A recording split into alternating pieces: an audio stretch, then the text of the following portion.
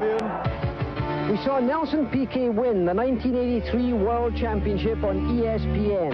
And in 1984, the competition centered around the dominant McLaren team featuring Niki Lauda and Alain Prost, teammates dueling for the World Championship glory. Clark corner, and here it comes, Jackie. Through clearways, Alain Prost will raise his hand. The McLaren team will be ecstatic. And there they are there, the Marlboro McLaren team. In '86, 3 contenders entered the last race of the season to decide the World Championship. Mansell will trail now. And Mansell, Nigel Mansell is out of control. He's trying to hold on to that car. Nigel Mansell has had a rear tire explode on him. Tremendous ramifications on the championship. Are Mansell's hopes dashed? I think so, John. Best drivers on the circuit. Alain Prost, you're doing beautiful. It's the last corner. You're coming down the grid, the checkered flag. Alain Prost is the World Formula One champion of 1986.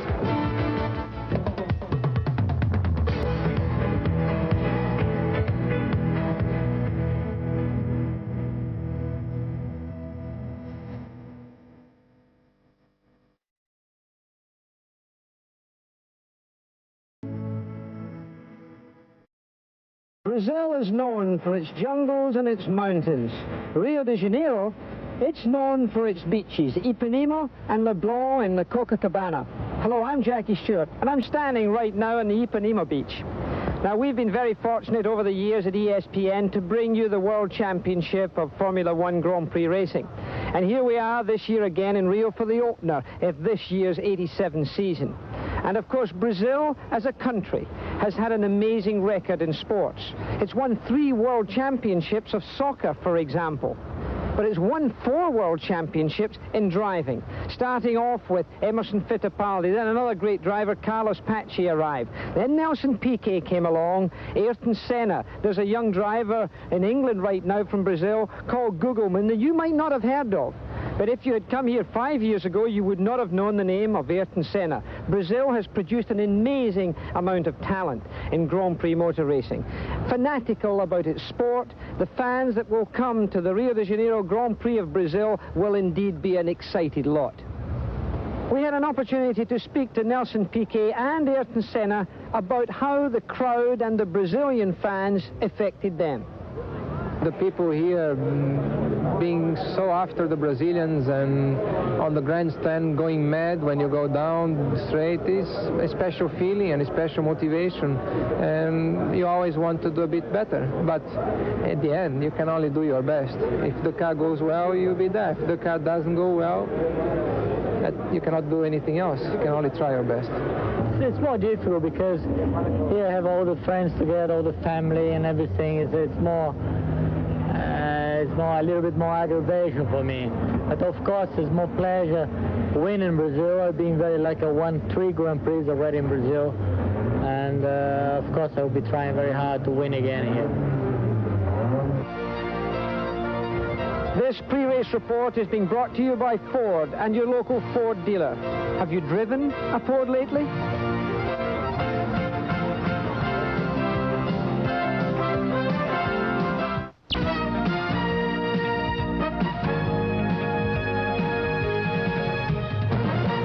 In Grand Prix Formula One racing in 1987, there are some new technical changes. For example, there are several normally aspirated engines running in this Brazilian Grand Prix. The turbocharger is very much still here, but this year it's got to run with a pop-off valve.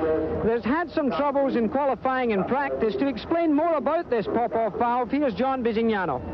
The 1987 Grand Prix season brings 2 types of engines back to Formula One, normally aspirated and the turbochargers. Now, for safety reasons, they've tried to reduce the power of the turbochargers. They were getting up to well over 1,000 horsepower, and the way they've done this is the way that Indy cars have survived for years, but the first time in Formula One. A pop-off valve, actually made in California. What this does, it's connected to the plenum chamber. The plenum chamber is that part of the engine which will be fully forced to the maximum bar that the engine engine develops. Bar, that means how many atmospheres the turbocharger is developing. This pop-off valve is made to open at 4 bar. Now, no one really knows exactly what horsepower this is going to affect each individual engine. They're trying to get down from about 1,000 horsepower to 800, maybe 700 horsepower. But right now, for the first time in Formula One, we have a pop-off valve situation controlling all the turbocharged engines. We talked to Gabriel Cardinger, the man who's responsible for these valves, about how everything's working.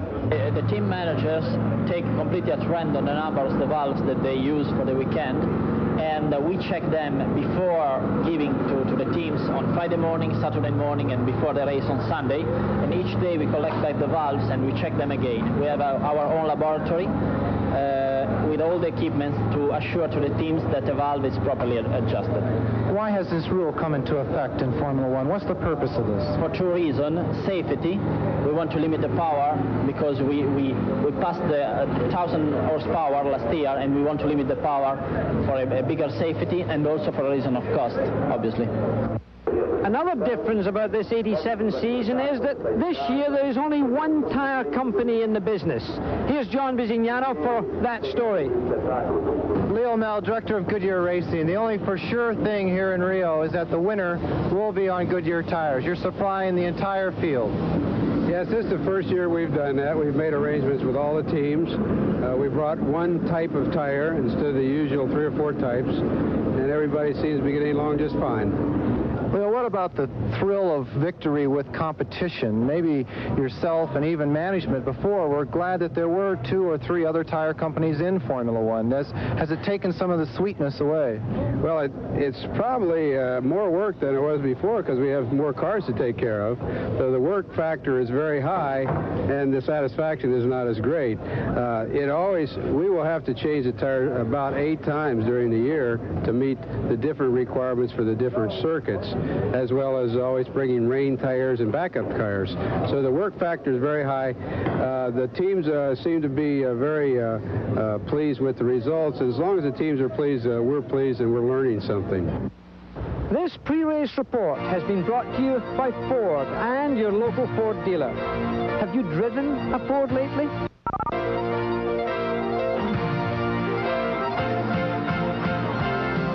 Rio de Janeiro. Behind me, the pits and the garage area for the Brazilian Grand Prix, and it's just before the beginning of that race that we speak to you. Hello, I'm Jackie Stewart. This is John Bisignano. Over the last 3 or 4 days here, temperatures in this area have been up to about 104 degrees Fahrenheit. Now, from a driver's point of view, I know it's very uncomfortable. It must play a part in the race, John. Exactly, Jackie. As you say, it's very uncomfortable, but with that type of outside temperature, the cockpit temperatures can actually reach 140 degrees. Now, a driver can lose up to 9 pounds over a 2-hour Grand Prix, so the heat relative to human resource is a great factor here in Brazil. Well, the human factor is one thing, but the mechanical factor is another. This year, qualifying and practice has shown that the Honda engine is still very powerful. Piquet and Mansell are fast. Also, Ayrton Senna's quick, and he's got a Honda engine this year. The Ferraris are looking good. A long drought for them. It would be nice if they could do well. The Ford engine is better than it's been in the last 12 months. It's looking good. It looks like a good season, John. I think it's going to be a fantastic season. Bernie Ecclestone at the end of last year said that this year was going to be a mixed season. Of course, when you have turbocharged cars up against normally aspirated cars, that's always going to be true. But up front, they're running as closely as ever. Well, thank you, John. Working with us here in this Brazilian Grand Prix is Jerry Garrett. He's in the pits. Let's go to him. Well, John and Jackie, the story down here in the pits today is going to be tire wear. And because all the tire wear, these pits are going to be a very busy place. All the non-turbo cars are going to stop at least once and maybe twice. The turbocharged cars are going to have to stop at least twice, maybe 3 times, depending on their tire wear. We asked the Goodyear tire engineers just how tough is this track on a tire. They said on a scale of 1 to 10, it's a 12. So on this staggered grid, fastest in qualifying, Nigel Mansell of Britain. Just almost alongside him is Nelson Piquet of Brazil, both of them driving Williams Honda cars. Third fastest is Ayrton Senna of Brazil with a Honda engine Camel Lotus. And then Theo Fabi with the Benetton Ford. A tremendous performance for him. He's 4th fastest. Alain Prost, the reigning world champion, is 5th. Terry Boots in another Benetton Ford. He's in 6th position. Gerhard Berger is the faster of the Ferrari drivers. He's in 7th position. 8th fastest is Derek Warwick, the British driver driving the USF&G Arrows with the Megatron engine. That's the BMW-based engine. 9th fastest is Michele Alboreto in the other Ferrari. A little disappointing for him. Stefan Johansson, his ex-teammate, who has moved to McLaren with a TAG engine, makes up the top 10. Then comes Riccardo Patrese, 11th. Nakajima, the Japanese driver with the Lotus, he's in 12th. Then De Cesaris, driving a Brabham this year, is 13th. Eddie Cheever with the other Arrows car is 14th. Nannini, 15th. Campos, a new driver in the Minardi team, he's in 16th position. Christian Danner, Jonathan Palmer, Martin Brundle with the West car, he's back in 19th position. Streff is 20th, Caffey 21st, Fabry, the young French driver, he's 22nd, and making up the field, Ivan Capelli, he's 23rd.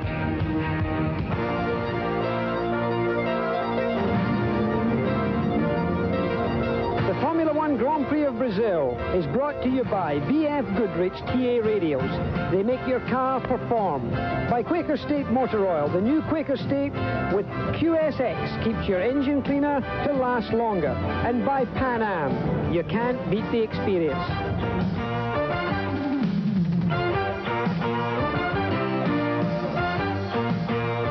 You're looking at the 30-second board. The cars are on the grid right now. They're going to do one pace lap.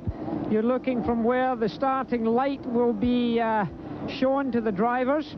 And we're, of course, warm as ever here in Brazil. The temperature is showing just 100 degrees right now. 100 degrees, not on the track or not inside the car, so it's very warm indeed. It's slightly misty, almost a slight layer of cloud, so if the sun were to come out, I think you would get a tremendous amount of heat coming in here. We've seen temperatures right up to 104, as we mentioned earlier there.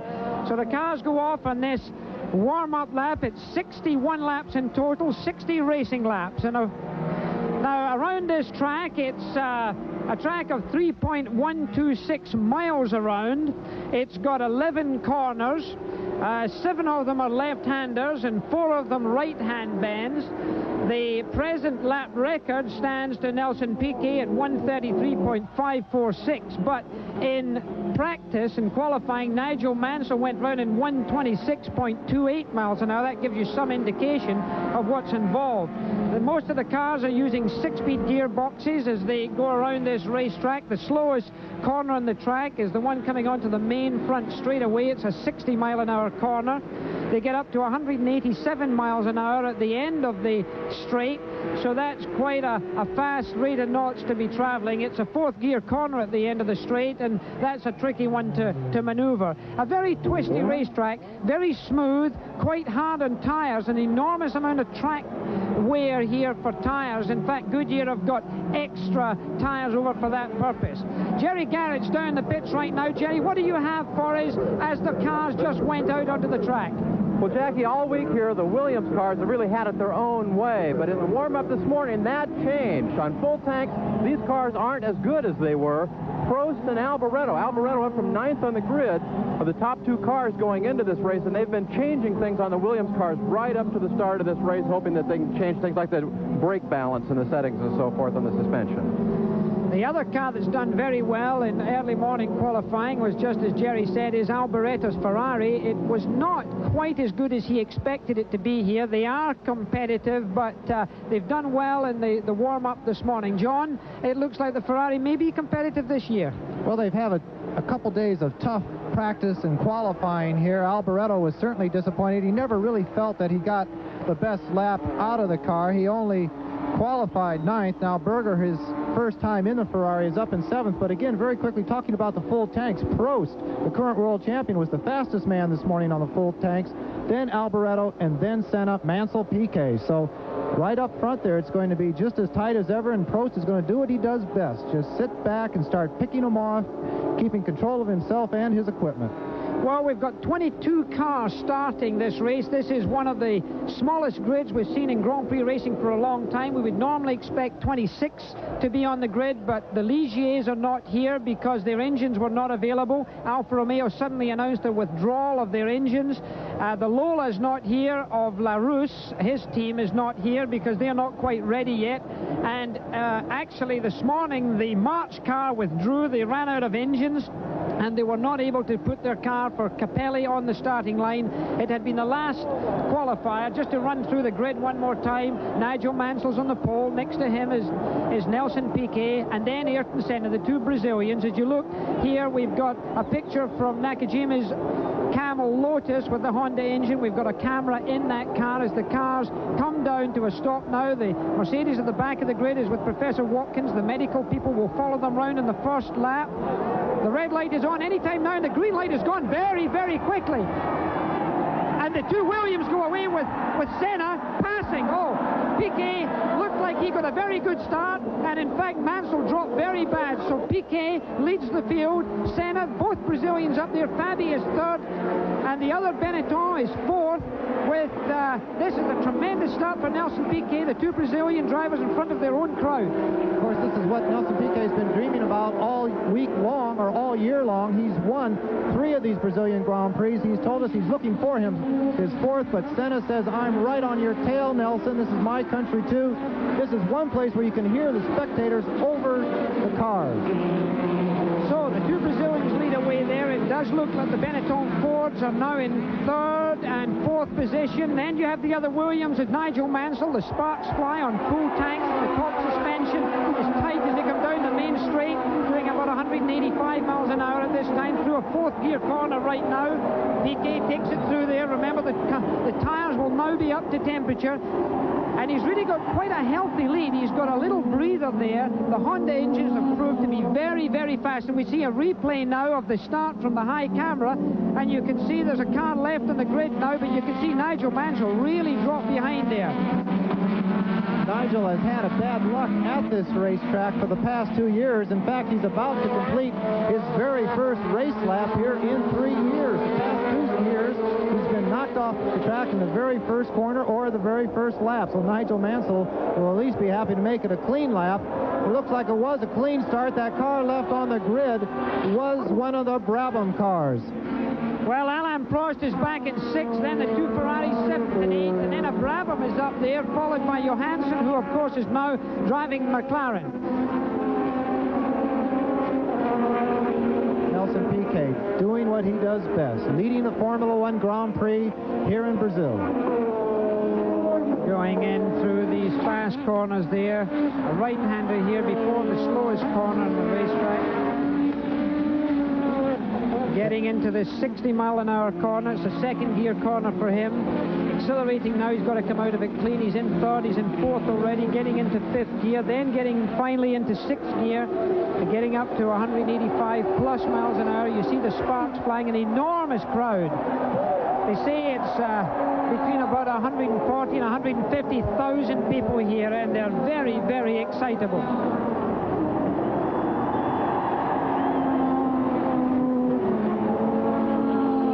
Nelson Piquet, very smooth. He really has to demonstrate now his skill and talent. I think he fell off the pace last year quite a bit. Alain Prost took the position in my mind halfway through last season as being really the best driver in the world. Until that time, in my opinion, it was Nelson Piquet who held that spot. But I think he's out to do it this year again. He's put the weight, he's thinner than he normally is. In fact, I've never seen the man look better as far as his condition's concerned. I think you're exactly right, Jackie. Last year he did fall a little bit off after leaving the Brabham team for so many years and coming into a new position with the Williams team, and it's really been an adjustment for him, but he has done very well, and at the end of last year he was as strong as his teammate Nigel Mansell and came very close to winning the World Championship. Well, you know, we've got the driver weights for this Grand Prix. He weighed in at 69 kilos of weight with all his equipment, his helmet and everything else, and that weighs in around about 5 kilos, a little more than 10 pounds, 10.5 pounds of weight just for the overalls, the underwear, the shoes and the helmet. So if you take that off to 69 kilos, you'll recognize the man's down to weight. That's about 155 pounds, 69 kilos. And he does look very, very trim. In this heat, it's fantastic that the drivers can actually control the body loss of fluids is fantastic. They have lost up to 9 pounds here in each individual race. But when they are this fit and he's used to this type of heat, that is a bit of an advantage.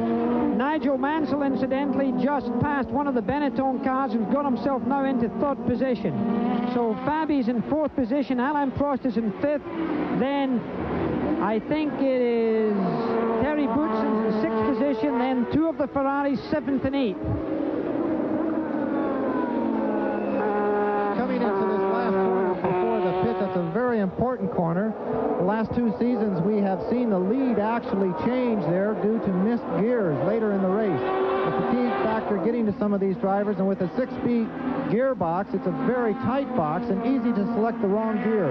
If you're in the wrong gear there for just a half a second, at least 2, it may be 3 seconds are lost down the grid. And there you see the Brabham coming by Andrea de Chisres going around the Zach speed. It was Andrea that was left on the grid. We're glad to see that he has gotten back up to speed and moving on up through the cars. But Nelson Piquet sliding that Williams through those S's, but behind him, the new car, the new Lotus, the new color scheme, always within sight. And one of the Minardis has just come into the pits.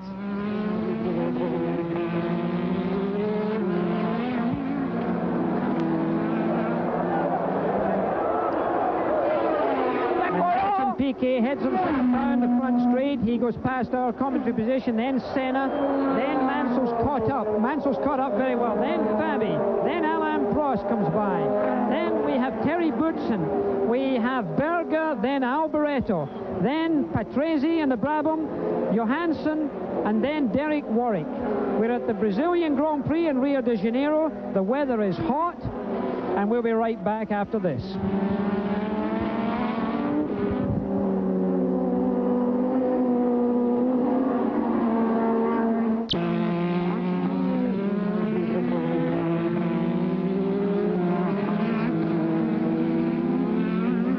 Is Nigel Mansell, the man who was in pole position, catching up Ayrton Senna, who's now in 2nd position. Senna is under pressure. He's driving, and the first 3 cars in this race right now are Honda powered. We've got Nelson Piquet still leading, then Ayrton Senna, both of them Brazilian, of course, and then Nigel Mansell in the other Cannon Williams Honda, now putting a great deal of pressure, and I think you're going to see a pass. I think Nigel Mansell will do the Lotus. Now, Jerry Garrett's down in the pit. He's got some information on Ayrton Senna. Jerry? Well, Jackie, just before the start of the race, Ayrton's crew gambled. They changed the computer setup on the fuel, and it seems to be supplying the fuel a little better to the engine, and he's running a little quicker with a little less effort than he has all weekend. Well, that's good news for him, but I fear that he's going to be passed in a short while. The pressure up front is very hard, although Fabi in the Benetton Ford, and the Ford is running extremely well. I suppose surprisingly well away, because it didn't have a good season last year, and it's certainly become very competitive this year. Ayrton Senna, with, of course, that new sponsorship, Camel are in there with Lotus this year, and of course the big change for them is they've got the Honda engine instead of the Renault, and they've got an active suspension system. And there you see the order, the first 6. Piquet and Senna, Mansell, then Fabi, then Alain Prost. You've got to look out for Alain Prost. Now in 5th position. In 6th, Terry Boutsen, then Berger, then Alboreto, then Patrese, and then Stefan Johansson, and the 2nd Marlboro McLaren. Well, we will only know if that change in the computer fuel system is the right one towards the end of the race. And I must say that Senna is not the easiest person on fuel.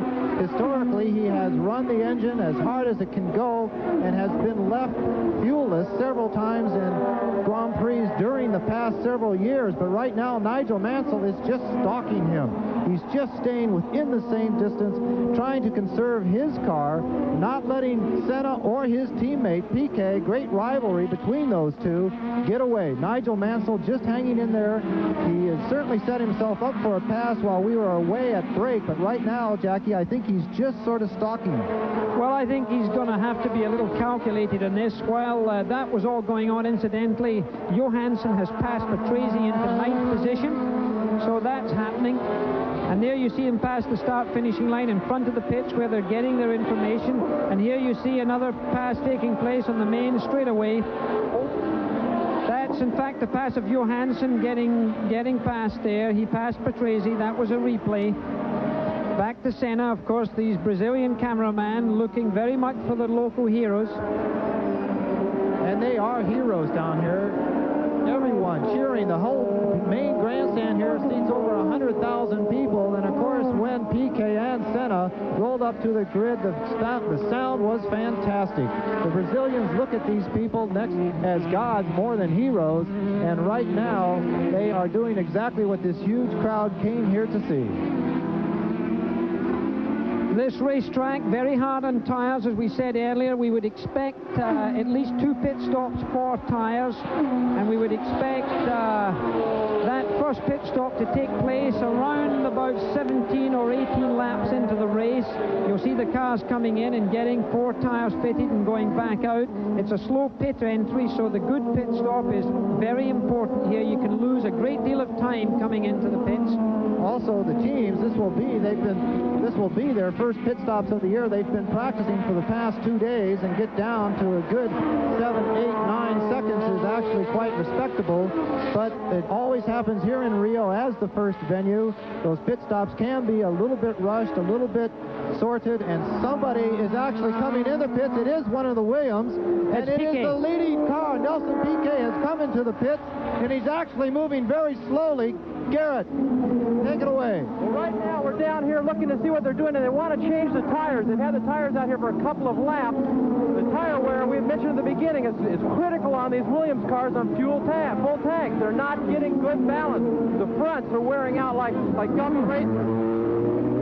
Well, Jerry, that's fine. I think there must be a problem because they've only completed 7 laps.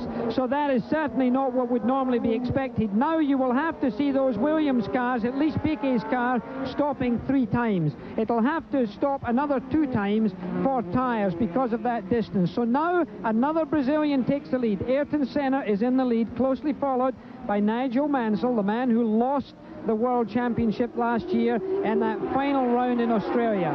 Ayrton Senna went into that race competitive, and Alain Prost is now attempting to pass and has got through into 3rd place. He has passed Theo Fabi and the Benetton Ford.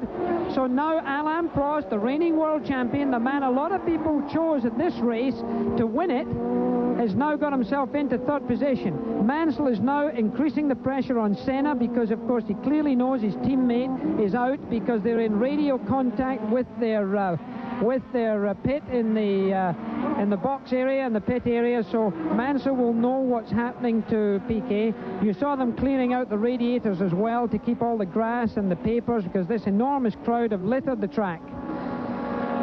So we've still got a Brazilian leading. Ayrton Senna is leading Nigel Mansell with Alain Prost in 3rd position. We'll be right back after this.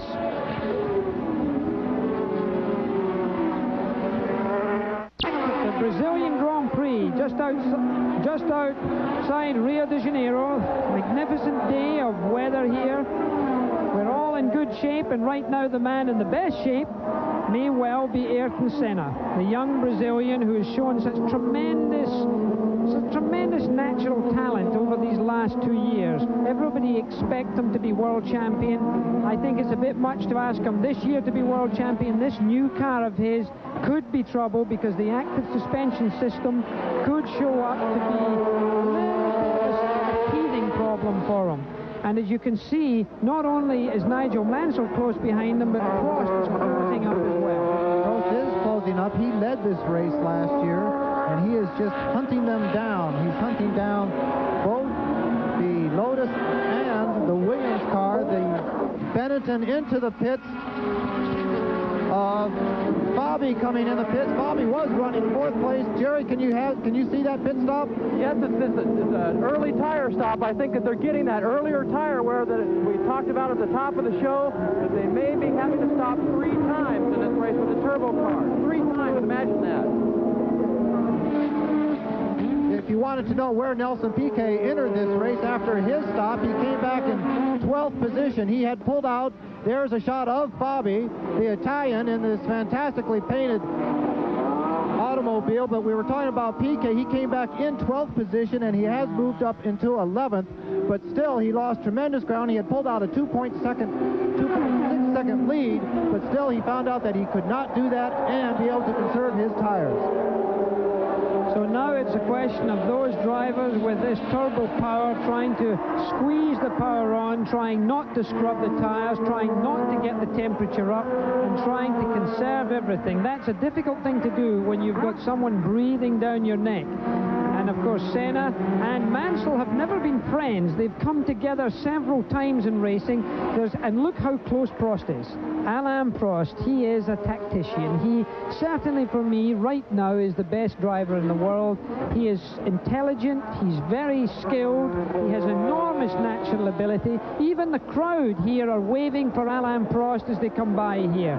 Tremendous cheer up from the crowd to show that his skills are being appreciated to the full. Well, it looks like Nigel Mansell may have been concentrating a little bit too much on what was going on behind him, because the leader has pulled out just a bit in that bright yellow Camel Lotus. Senna has definitely pulled away from Mansell, but Prost is right up his exhaust. It seems like it's on the brakes that the McLaren has the advantage. The Honda power down this straightaway is unbelievable, but when it comes into the twisty, turny parts of the circuit and on the brakes, Prost is able to gain ground. And the crowd again have got great cheers going up, and the cheers going up this time is for Piquet. Every car he passes, they recognize his catch-up, they recognize the pass, and again you see this tremendously partisan crowd, and then Prost makes an effort for a pass, and he's done it. Prost is into second place at the end of the main straight. Now, the Honda power plants were supposed to be so much faster than the TAG-Porsche McLaren unit, and that's impressive. The fact that he's just accelerated past at the end of the straight. And we hear from Jerry that there's going to be possibly another stop made by one of the Williams cars, and of course Jerry Garrett is down in the pits with our own camera, so we'll keep up with that as we see a replay of Prost going past Nigel Mansell, almost like he was standing still. Let me ask you, Jackie, do you think that the tires on Nigel Mansell's Williams could also be a problem for him at the moment? He was definitely dropping off of Senna, and I was wondering if Williams is getting ready for a pit stop, and it is the Williams coming in. It's Nigel Mansell. Jerry, he's coming into the pits. Take it. Well, this is apparently part of a 3-tire stop strategy for Williams. The Goodyear people say that they feel like their tires, their cars, run better on these good tires in the traffic early in the race. So that's why they're making the quick early stop. Well, as he pulls out of the pits, and you can hear that power plant pulling out of the pits right there, we see Alain Prost getting ready to stock Ayrton Senna, and Senna's car is loose. The tire temperatures of Senna's car has gone up. You saw the back end breaking away there, and you see Prost again being the professor that everyone calls him, and he of course is ready to win any number of Grand Prix this season. Back down to Jerry in the pits. Well, right now we're trying to see what the action, the commotion is down at the other end of the pits here. It's a little bit out of our range, and we'll check on that and get back to you. Well, as the race continues here, Ayrton Senna, intelligent himself, for such a young person with such a small amount of racing experience in comparison to Alain Prost, he's showing a great deal of maturity. It's very easy for a driver, particularly in front of his own crowd, to make little mistakes. But look, this is a slow corner, and watch Prost gobble him up there. He's really right in the slipstream, and if he puts him into position for the main straight, as he pulled out and passed Mansell, you may see that occurring in a few corners' time. He comes round one of the slow corners in second gear right now, accelerating into third, into fourth, into fifth. As they go up there into fifth gear, they get back down into third gear for this long right-hand bend. And as I look down from the commentary position, we've got one of the Ferraris coming into the pit. It's Alboreto heading for pit lane. That may well be a tire change also. This super abrasive surface. Now here is the slow corner. Look how he stopped him. He's got him right as we go back to the pits there for Alboreto. Watch Prost if he can do it. Wait for it. The very slow corner is coming up after this. Right there, they were doing about 150 miles an hour. Wait for it. Watch Prost. It's the same setup that he used on Mansell all through the corners. He's eating them alive. They're coming on to this 185-mile-an-hour straightaway now. The Honda power, the Lotus gets the power down very well. They exit the corner very well. I don't think Prost is going to make it past this time. He's actually lost ground on that straightaway, but under the brakes, let's see what he does. He stays right behind him. He says, "I'm not going to try now, Ayrton." Ayrton Senna protects his ground here in Brazil like no other place. It was at that exact position last year that he had Mansell off. And if Jerry Garrett is saying that the Williams people are thinking ahead for 2 more pit stops, they might think that that is a good strategy, but it's a very time-costing strategy, Jackie, and the way that they have entered the race, a good 10 to 12 positions down, I cannot see them making that up. Senna's coming into the pits. Senna comes into the pits. He slowed dramatically there as Prost now takes the lead. It's a mixed feeling down here in the pits. Below us, the grandstand are sort of mellow now at the fact that Ayrton's in the pits. Jerry, are you down there? Yes, we are right now, Jackie, and they're going to change all 4 tires. They've been expecting Ayrton for a couple of laps now. There's no other concern on the car, no other adjustments. They're putting on all 4, and this is going to be a very quick pit stop. They had trouble with the left rear there. He's away just a little over 15 seconds. In the battle of the pit stops down here, the Williams team has definitely won. Piquet and Mansell were in and out in less than 15 seconds, both of them. Meanwhile, over the Ferrari pits, they were in and out in 20 seconds. Well, we've got a 12:42 for that stop, and Alain Prost now is in the lead, and that you see him going through slower traffic. He's getting past Cafe right there as he comes down here, accelerating hard away. We're in Brazil, we're in Rio, and we're coming back.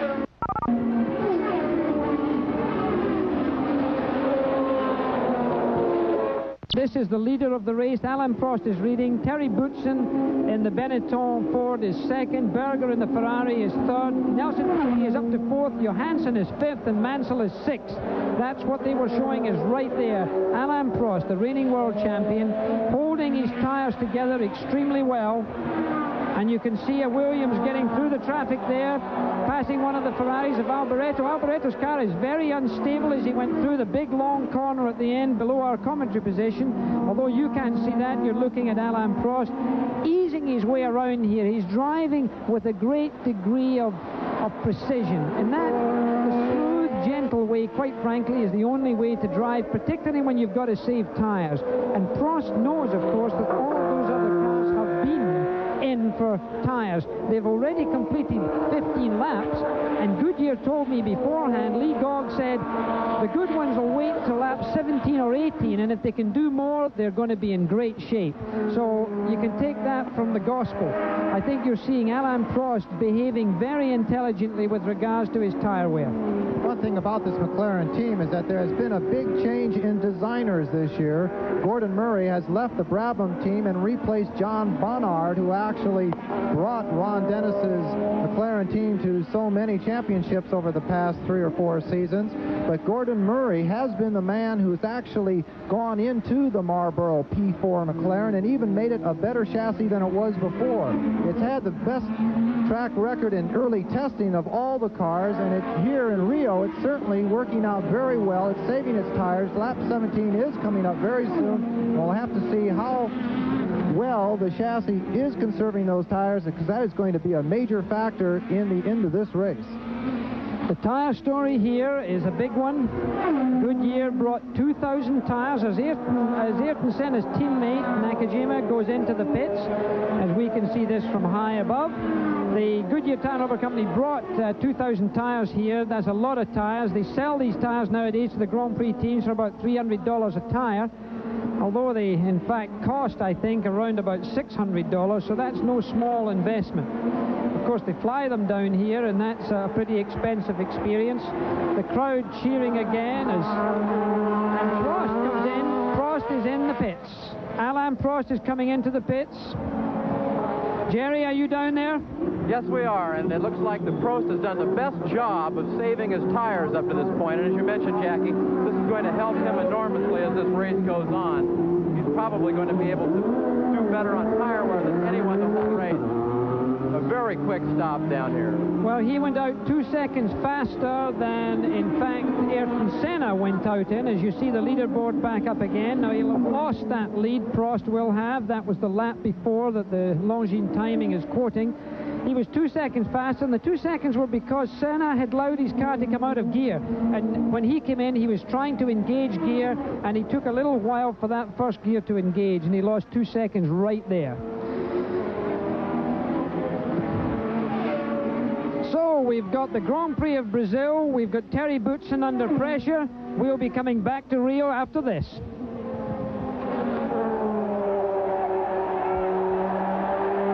Norte corner, or the North corner here in Rio. It's one of the most important corners on the entire circuit. The reason is because it leads down this very long straightaway, almost 7/10 of a mile. Now, getting into the corner, the driver has to get his braking right and select the proper gear, and then hit the apex just perfectly, down there where those red and white stripes are. Now, right in this area, he has to move his concentration to putting as much power down on the road as possible, what they call exiting the corner, because that will determine the velocity of his speed all the way down the straightaway, up to 180 miles an hour. Now, coming up this little slope here, he's actually going beyond the adhesion of the tires and the chassis. He'd actually end up out there in the grass if it wasn't for this little curb. But they go up against the curb, collect themselves up, put as much power back down on the circuit as possible, and down the straightaway. So when you see drivers blowing one another off down the long straightaway here in Rio, it's not always due just to horsepower. It can be due to how well they exit the north corner.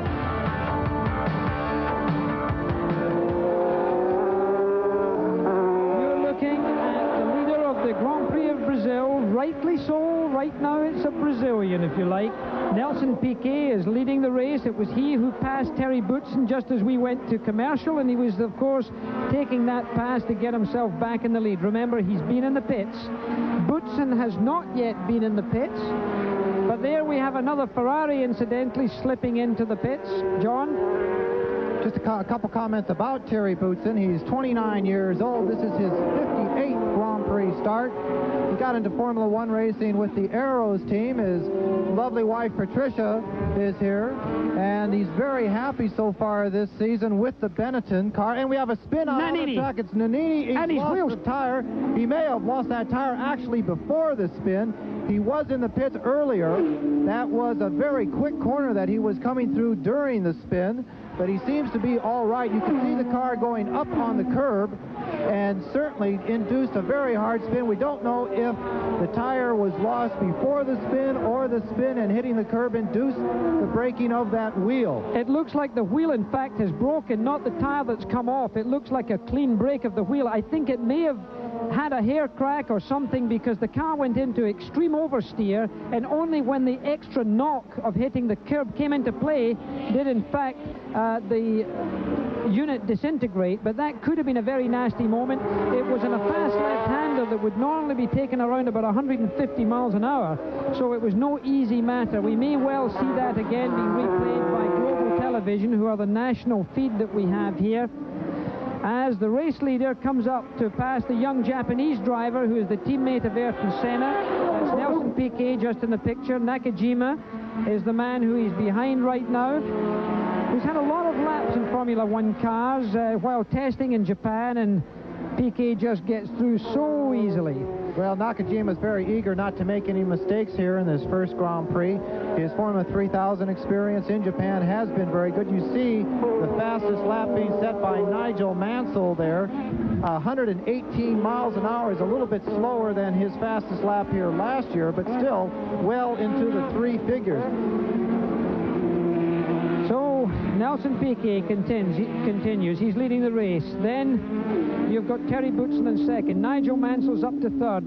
Alain Prost is back into fourth position. Ayrton Senna is in fifth, and Stefan Johansson is in sixth. This race is going to keep jumping from one leader to another as those tire changes play their part.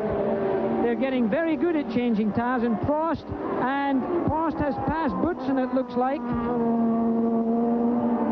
Very clean pass right at the end of the straightaway. We are sorry that these passes are not being presented to you on camera, but again, this is not an ESPN camera crew working here. It's a national feed, and of course, when you have a Brazilian out leading like someone as popular as Piquet, it's hard for them to go back into the field. There's some very good racing going on for third, fourth, and fifth position at the moment. Piquet is coming back into the pits. As we've had a replay here, Piquet comes into the pits. Nakajima. Jerry, are you down in the pits there?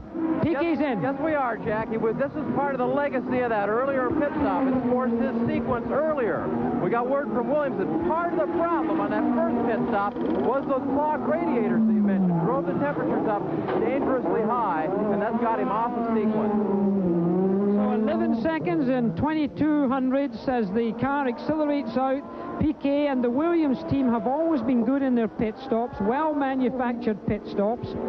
And there you see Nigel Mansell, and Nigel Mansell now is probably in the lead. He's just ahead of Alain Prost, so you can see what a jigsaw puzzle this is going to be to follow as a Grand Prix. It's, of course, a long race, and if we're going to see those sort of passes all the time, it truly is going to be exciting close to the end of the race.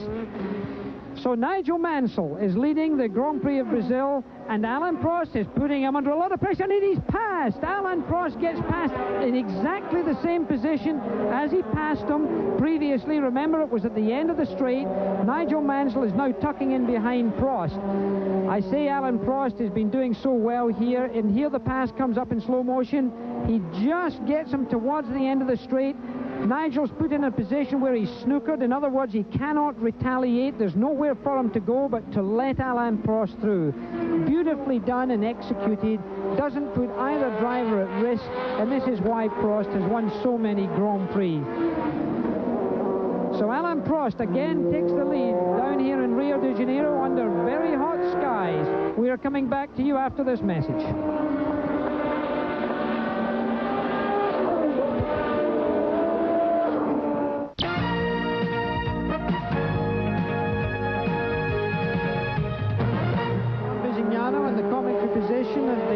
Of Brazil in Rio de Janeiro.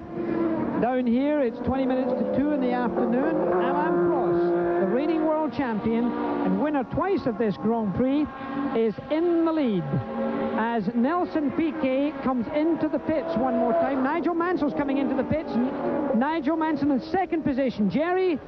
This is another one of those quick pit stops that they're hoping to get. They're hoping to make 3 of these tire stops all in less than 12 seconds. They figure if they can do that, they still have a chance to win the race. I don't know. That's a lot of time off the track. Well, practice is bringing perfection, John, because that was a 9.30 second pit stop. Any of the Indy teams would be very pleased with that if they were to change 4 pieces of rubber in that car at that time. We're looking now at Ayrton Senna. The order as I give it to you just now is Alain Prost is in the lead. Ayrton Senna is now the man you're looking at in second position, and Stefan Johansson, the teammate of Alain Prost, who moved from Ferrari at the end of last season, joined the Marlboro McLaren team. He's in third position right now. Out of the race is Theo Fabi, who had a mechanical. Derek Warwick's had a mechanical. Campos, the young Spanish driver, driving a Minardi, he's out of the race with mechanicals, as Martin Brundle, who moved from the Tyrrell team to the Zach West team. Zach Speed have the West sponsorship. He's out of the race. So 1, 2, 3, 4, 5 of them, including Nannini, who you saw, if you were looking earlier, having a moment. He's out with the loss of a rear right-hand wheel. Jackie, the Lotus team has been doing an awful lot of testing so far this season, but much of it has been taken up with this active suspension. There you see Senna coming by his teammate Nakajima. I'm sure Nakajima would move over very easily for Ayrton to come by, but Senna seemed a little bit disappointed in the active suspension before the start here in Rio, and he definitely felt that it has taken up too much of the team's testing time. He wants it to work. He wants to work on it and make it work because he feels that that is the way that the team is going to have an advantage, the only way that they're going to have the advantage that it takes to catch the Williams. So, Ayrton Senna going along there. We had the opportunity, John Bisignano had a chance to speak to Peter Wright about the new active suspension system used by Lotus. Let's hear from John now. Active suspension, it's a great name. How does it work? Well, it's a computer-controlled electro-hydraulic suspension system where the springs and shock absorbers are replaced by hydraulic systems under the control of the computer. The nearest analogy to it is a human suspension. The human doesn't have springs springs, it has a brain like a computer, sensors and muscle. You have a tremendous bank of computers here and everything. Do you think that the driver is actually less important because of this system? No, we're trying to help him by gaining information and tying it into what he tells us. And also, we're trying to give him a car which is more progressive, easier to drive, so that he can race it. We're not trying to take any control away from the driver. Peter, you mentioned about the driver. What happens if this thing shuts off in the middle of a 140-mile-an-hour corner or something? Well, we've taken every precaution we can think of to give him the time to adjust to the changing car. Obviously, the car should be going quicker because of the system, and if it quits, then he's probably going quicker than he should be. But we have backup springs for the system to fail on, and we have precautions and warnings to the driver. Lotus has always been an innovator in Formula One. Is this going to be the wave of the future? Will everyone have to have active suspension next year? Well, we would like to think so. There is maybe a tendency that if it is as successful as we hope, people may gang up on us. But yes, that's our intention.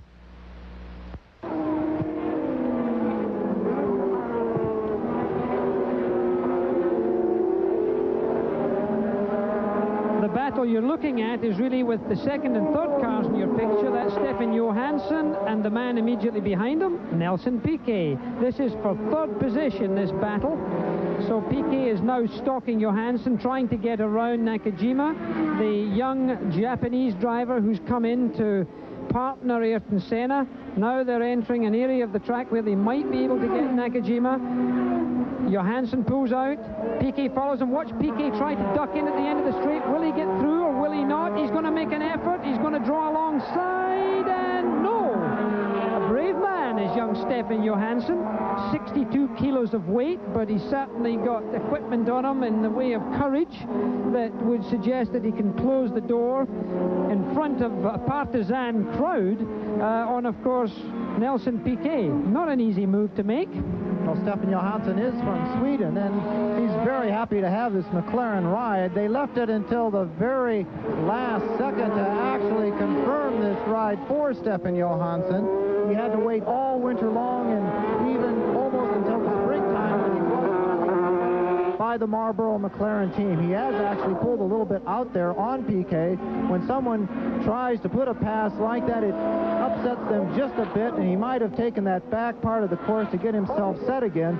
But Nelson Piquet is looking to lead this race for the third time. He only has Stefan Johansson, Senna, and Prost in front of him. But Jackie, he had to stop for this, on the 7th lap for tires and on the 21st lap for tires. And pretty soon, these tires on this Williams car of Nelson Piquet would be coming up for maybe their third pit stop. He's driving the car extremely hard, as the leaderboard shows you: Prost, Senna, Johansson, Piquet, Mansell, and Berger.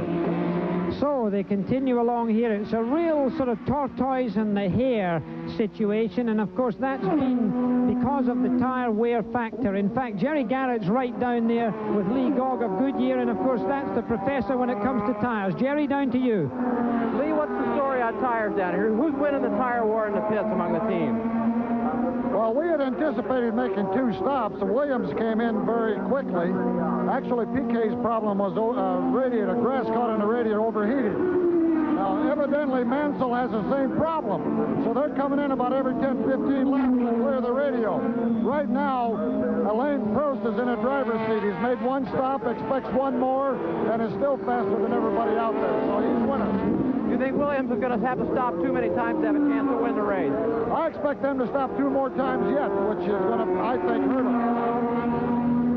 Okay, so that comes from Lee Gogg, and that's the situation as we know it right now. You can see, let's run down the field just for this moment while we have a moment. Alain Prost, Ayrton Senna's in 2nd place, Johansson's 3rd, Piquet's 4th, Mansell is 5th, Berger is 6th, Patrese now in the Brabham is up to 7th, Alboreto in the Ferrari is 8th, Terry Boutsen in the Benetton Ford is 9th, Eddie Cheever in the USF&G Arrow is 10th, and Nakasawa, the Japanese driver, Nakajima, is in 11th place. So that's as we have it right now, as again we look towards Nelson Piquet, stalking still, Stefan Johansson. My, must he be glad to have that McLaren drive. Johansson, he left Ferrari. He was fortunate in the first place to get into Ferrari a couple of laps ago. And as I say that, we've got a situation here with a flat tire coming into the pits, Jerry, if you're listening, with Terry Boutsen. He's had some sort of failure in the rear end, and the tire is disintegrating as he drives into the pits. Are you down there? We're down here right next to the Ferrari pits, across from the Senna pits at the moment. We're trying to check and see. There doesn't seem to be any suspension damage on that car, but maybe they'll be able to get that back out without too much more problem. Well, it may be difficult to get it off, Jerry. Is the wheel coming off okay? And is back on with a new tire, and he's underway, and doesn't seem to be any problem. What a break. That was an amazingly fast stop. They only did one tire. In fact, and Ayrton Senna, by the way, is heading for your area as well, Jerry. Ayrton Senna, of course, driving the Honda engine Camel Lotus. He's entering the pits. This is about when we expected to see Senna, according to this 3 pit stop strategy. So they're making no unusual changes on the car, just the tires. When you stop this quickly, it's hard to make much other changes. Well, he got it away in 9.47 seconds that time. He got it in gear at the appropriate moment. But in fact, I think Lee Gogg and Goodyear told me they would expect them to come in for the second stop around the 37 or the 40 lap stage. So it could be that Senna might have to make an additional stop, because that was only after 28 laps that he came in, and I think we might be into some trouble there. Of course, with that pit stop, that makes the leaderboard come up to Prost leading, and actually has almost a 15-second lead at this time. As you see, Stefan Johansson in the other Marlboro McLaren coming by, closely followed. There comes the Williams right alongside. Piquet takes another look, but says, I was there before, and the door was slammed on my toe. So he did not push it as far as he did the first time. Stefan Johansson seems to dominate at least the back half of this course. That area you see in the background there is a lagoon. That, in fact, the corner they're going through right now is called Lagoon. Here in Rio, the temperature is going up. We see it's 35 degrees here. It's 104 degrees. The cockpits can be 140.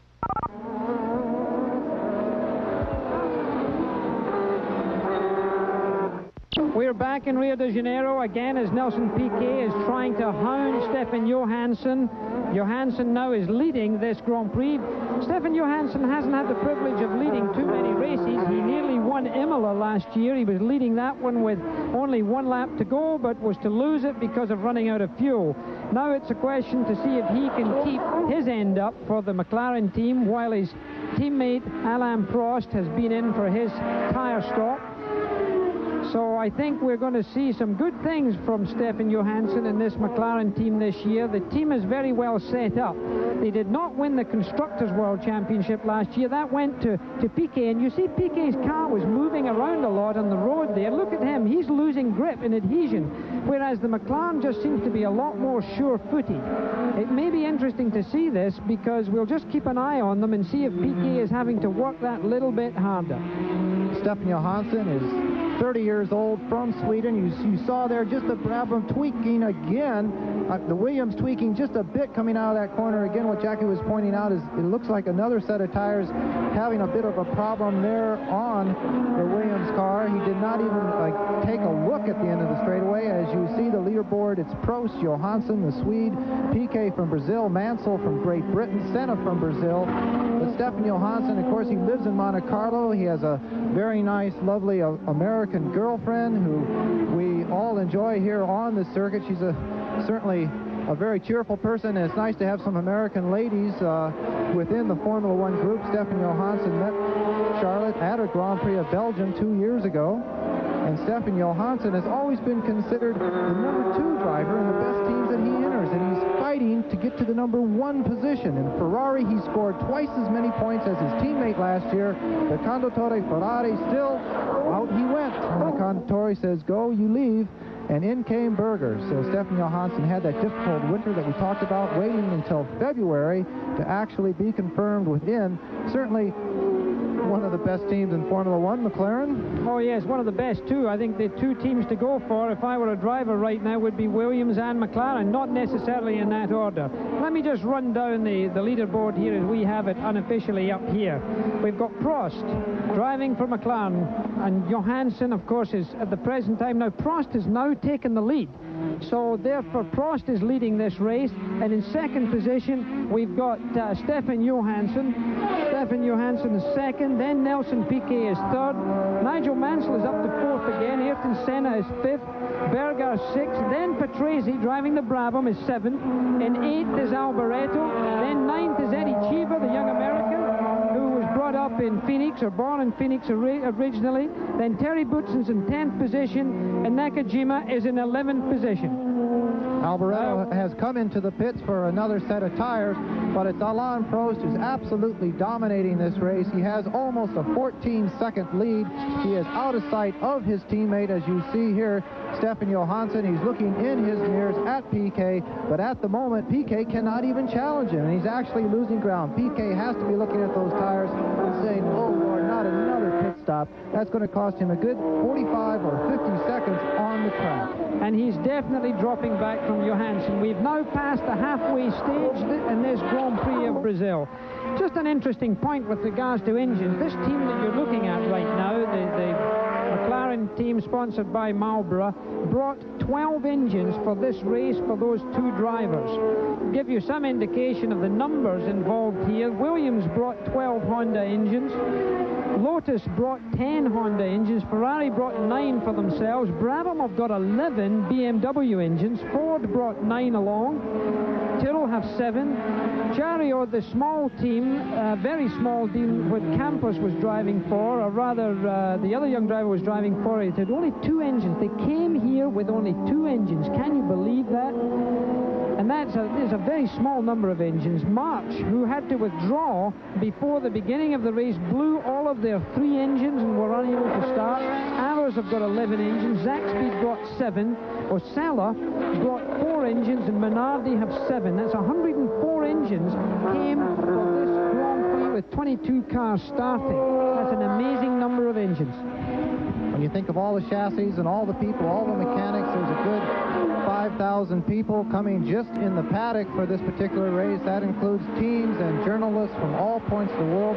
Formula One Grand Prix racing Alain Prost going by the AGS, driven by Pascal Fabre. I was waiting for your French pronunciation there. I would say Fabre, but Fabre is the French way to pronounce it correctly. And Pascal, his first year in Formula One, his first Grand Prix, actually. And that's the car you're looking at right now. It looks rather old-fashioned to me. It looks like one of the old Formula 5000 cars, which is slightly out of date. The car in the center of our picture is certainly not old-fashioned. That's right up to the state of the art. This McLaren, over the last several years, it hasn't changed that much. This is the greatest change I've seen to the bodywork and the suspension, the rear end, the ducting, and again, that's all Gordon Murray moving from the Brabham team into the Marlboro McLaren team. John Barnard has engineered that team for the past several years with Ron Dennis, coming from the P4 team, the Formula 2 team that Ron Dennis headed up before he took over the McLaren Marlboro team. But certainly Gordon Murray has had a bit of a influence on the way this car looks. Gordon Murray was the gentleman who designed a very, very low Brabham last year, and you can see that the side pods of this McLaren are definitely lower, and now the Brabham, Jackie, is one of the tallest cars on the circuit, so they've gone from the ultra low to maybe a bit high. Yes, but they are doing reasonably well. Patrese is reasonably well placed. He's in 7th position, 8th position right now, which is not all bad. And that's better than they've been doing for a long time. Piquet does not seem to be able to do anything about Johansson at all. So we're at Brazil. We have Alain Prost, the reigning world champion, trying to win yet another Grand Prix. The weather is warm, slightly overcast, and we'll be back.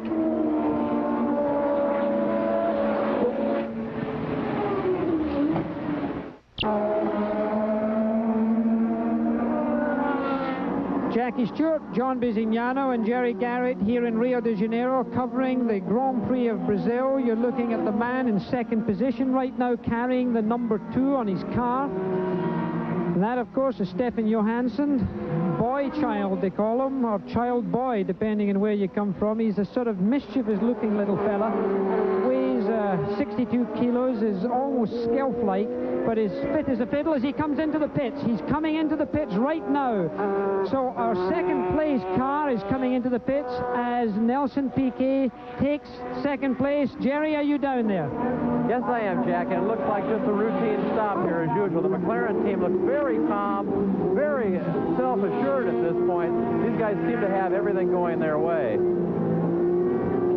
Hands up, wheels on, car down, car out of the pit very quickly. Well, as he roars away there, that's him in good shape as he exits pit lane without any drama.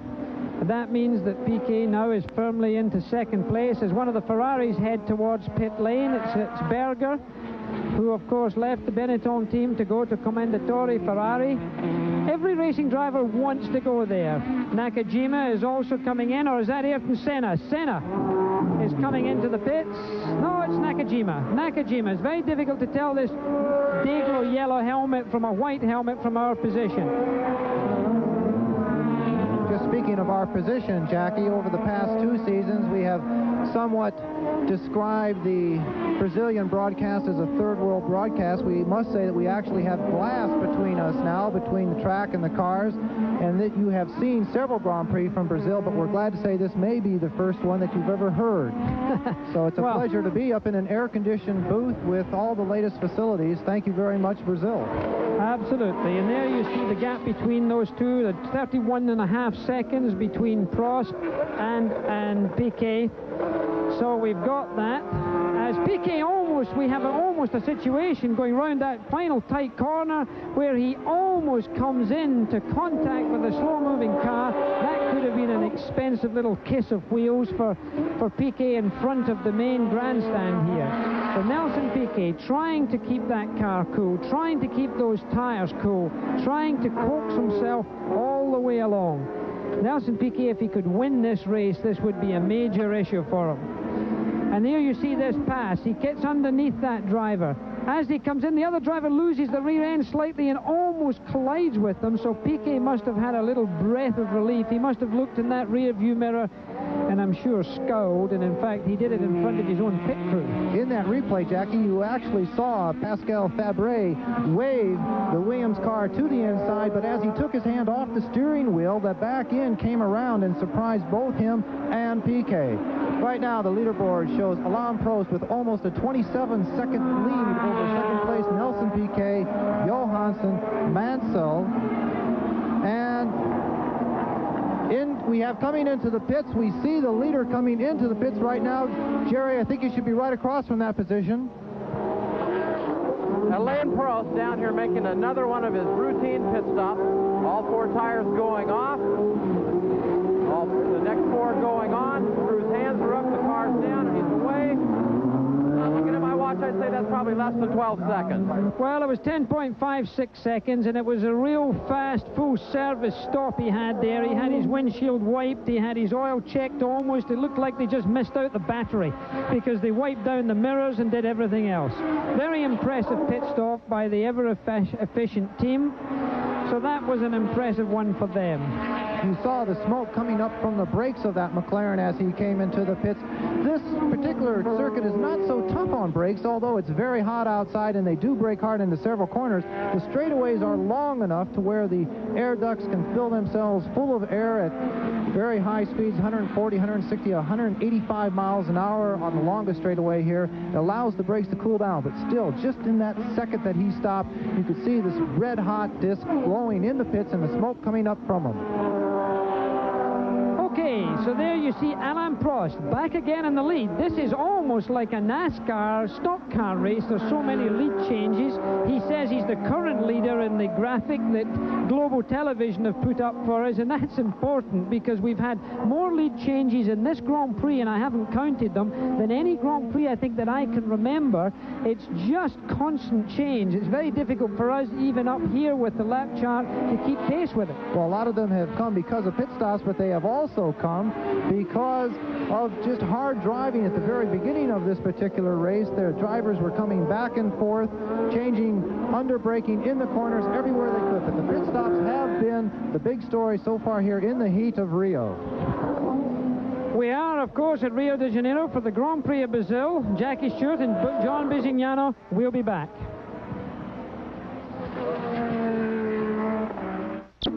Fourth place is Stefan Johansson from Sweden in the McLaren, and fifth place Nigel Mansell of Great Britain in the Honda Cannon Williams. Then Eddie Cheever in the USF&G Arrow is up to sixth place.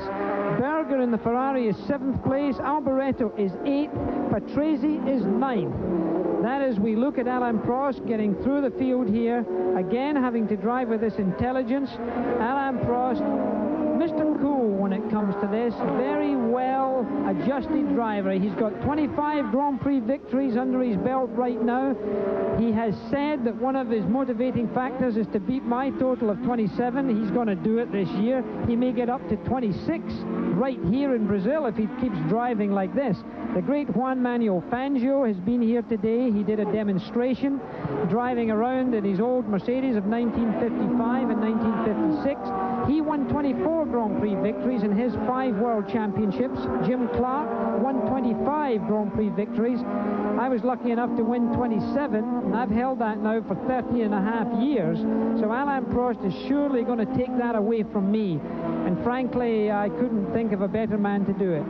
Records are made to be broken, and Prost is such a good driver. I'd be more than proud for him to have it, although slightly disappointed. Oh, Jackie, now one thing you do have to remember is that you got those many wins with only 99 starts, and Alain Prost, this is his 106th start, so it's going to have to be someone else besides Prost that on a ratio basis beats the Jackie Stewart record.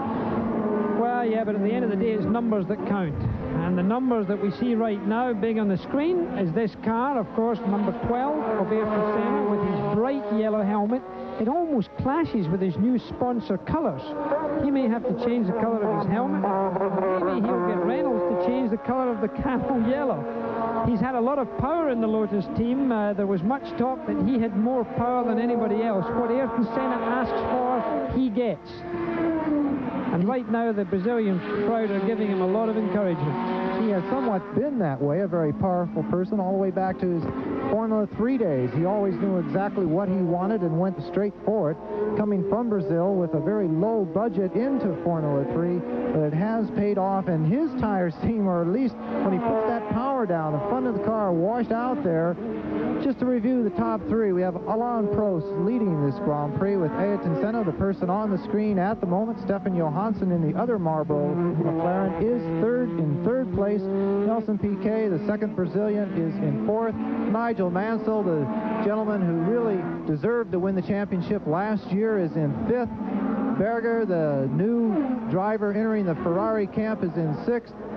We had Eddie Cheever in sixth in the USF&G Arrows team, but he came in for a pit stop, and he seems to be circulating even quicker than before, so we hope Eddie can at least score in the points. The points start from first and go down to sixth place, as you see the leaderboard here from a very warm Brazil. Unfortunately, the camera that we had mounted in one of the cars driven by the young Japanese driver Nakajima was unfortunately rendered useless after only a few laps. They still have not got those cameras quite as reliable as they should be. I was covering a race at Long Beach last weekend, it was, I think, with NBC, and we had a camera that didn't show us any pictures either. We still have a lot to do in this field. Of course, tremendous electrical interference and a lot of heat put onto those cameras from the tight confines of the cockpit and the engine cowling. You might look at that McLaren of Prost right now. Just in front of the driver, you see an antenna, an aerial sticking up, and it's absolutely in front of the driver's eyes. A lot of people would see it to be very disconcerting as he gets prepared to pass Terry Boutsen with a Ford-powered Benetton there. The Ford power unit is showing great, tremendous improvement from last year. Of course, it was run last year by the Carl Haas team, and they were breaking that engine in. And you see the fastest lap done by Piquet in a time of 1:34.435 seconds, which is quite a lot slower than he did in practice. So therefore, he's about 8 seconds a lap slower than he qualified at. And of course, that was with little fuel and the tires brand new and really cold, so they were able to put in a fast lap. There is Terry Boutsen and the united colors of Benetton. Very colorful, both the mechanics and the drivers and the car bodywork. Very colorful indeed. Terry Boutsen driving a very good race. Theo Fabi, remember, is out of the race. Unfortunately, he had a problem fairly early on. Alain Prost is very much in the race. He's leading it, and we'll be back after this message.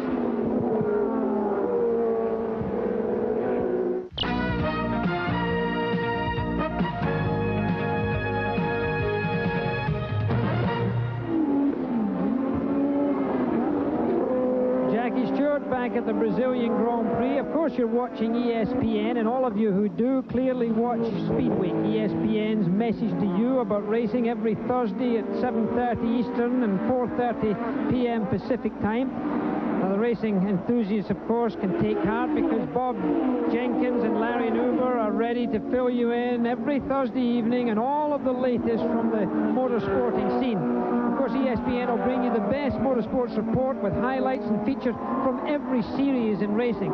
It's just one more reason why our auto racing coverage wins awards for the most comprehensive of its kind on television. We really are the driving force in every front across the racing scene. ESPN, your driving force in motor racing coverage. We're into, of course, the Brazilian Grand Prix, and Alain Prost is still leading the race. Ayrton Senna is still second. Stefan Johansson is still third. Piquet is fourth. Mansell is fifth. Berger in the Ferrari is sixth. Alboreto is seventh, his teammate.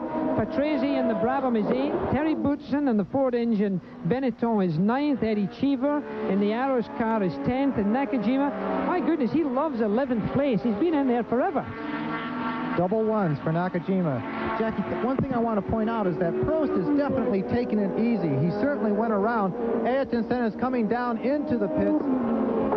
Jerry Garrett, I think you have him coming into the pits. Jerry, can you see the action? Yes, we're right here alongside the pit at this moment, and if everything goes okay on this stop, we should be able to go the rest of the way without getting more tires. But I think that he's going to have stopped too many times to really be up there and give Prost a chance to catch him. Give him a chance to catch him. He's off. And again, a little bit of trouble with gear selection for him. And while he was in the pits, incidentally, Nelson Piquet has taken over second position from Stefan Johansson. So the order now is in the top four: Prost, Piquet, Johansson, and Ayrton Senna may have held his fourth place while he was in the pits. So that was a pretty quick pit stop from Ayrton Senna. Of course, it's very difficult to keep these engines revving correctly. They're so hot during a pit stop. And of course, the clutch factor, you've got to be able to engage gear well. Jerry, you're down in the pits. You have something for us. We know, Jackie, they've said so many times that the races are won or lost in the pits, and I think that's certainly a lot of the case today. Ayrton's crew does not seem to be well choreographed. They don't seem to know what their man wants and when he wants to do it. Meanwhile, over in the McLaren pits, they seem to know exactly what their drivers want. They respond, the drivers respond, the pit stops go like a perfectly choreographed dance. Well, we've already seen that work well consistently for them. We're seeing a white flag being waved as Ayrton Senna went past the pits a few moments ago. A white flag would suggest, not as in American racing, it's only one lap to go. It means that there's a slow car on the racetrack. Be aware. You can see that antenna in front of Alain Prost's eyes right now as he comes up to get that slow car there. He really bounced up on him, and look at that antenna. It's almost like a sight in a telescopic sight of a rifle. He must aim everything at it. Well, he's certainly aiming by. It's one of the Williams that's actually slow. That red and white flag is for a slowing Williams. You can see him on the right of the straightaway there. Prost, Piquet, Johansson, first three, but it's certainly one of the Williams. Well, it's Nigel Mansell who's going very slowly. That's the end of his race, I should think. He's got a tyre problem. It's broken up his left rear tyre. Now, he's got to make all the way around a fair part of this racetrack. Now, if he goes too fast, that tyre's going to explode. The wheel already is hard on the ground. Now, Nigel, take your time. World Championship points are the things that he's got to look for. The other drivers have got to be careful because part of the tyre has come right off. Now, whether it's the wheel or the tyre, maybe the outside rim of that wheel is broken off. You can't see this. We're watching it from our commentary position. I'm sorry we're talking over a picture that you can't see, but we want to keep you advised. I don't think the global television people have recognized the drama that's just taking place here because, of course, Nigel Mansell's a major story. He lost the World Championship last year, as you recall. Here he comes very slowly. Look at the right-hand side of your picture. There's only half of that wheel left on. There is Nigel Mansell. It's the unloaded tyre also, and the sparks are coming from below. He's got to be so careful. He's going to damage the suspension because it will be on the ground. It'll be rubbing away. Look at the wheel. And he's now coming into the pits. He's only got about 100 yards. Jerry, are you there to receive this?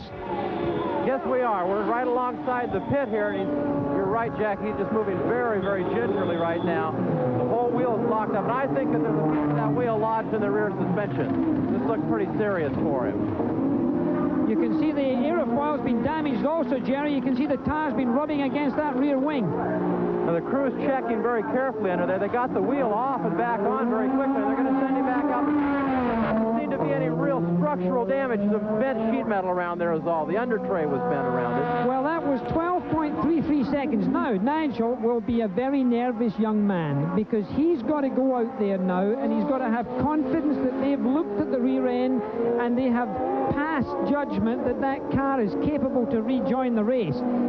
He's got to feel comfortable with that because if something goes wrong now, it will be cause of damage that will have been done to that wheel and rear suspension unit by perhaps going against the road surface. So for Nigel Mansell, this is a nervous 2 or 3 laps that he's got to settle this car back in with. Actually, Jackie, I was a bit surprised that they did not take a little bit more time in the pits. As you saw on TV, that definitely that left rear suspension had to be dragging from time to time. Certainly the right front tire was all the way off the ground. Nigel Mansell will be trying to feel it coming in and out of the corners to see if there's any extra play back there. But I was surprised that Ron Dennis of the Marlboro McLaren team did not hold him in the pits and check it very thoroughly. Nigel, of course, would want to get out as quickly as... I'm sorry that the Williams team would not check it a little bit more carefully and make sure that Nigel Mansell and his enthusiasm did not get back out on the track before he should have. Alain Prost still holds the lead at the end of the straight here as he goes down into this first big left-hand corner at the end of the straight in 4th gear. As he goes through there, he's still in the lead of the Grand Prix of Brazil. We'll be back.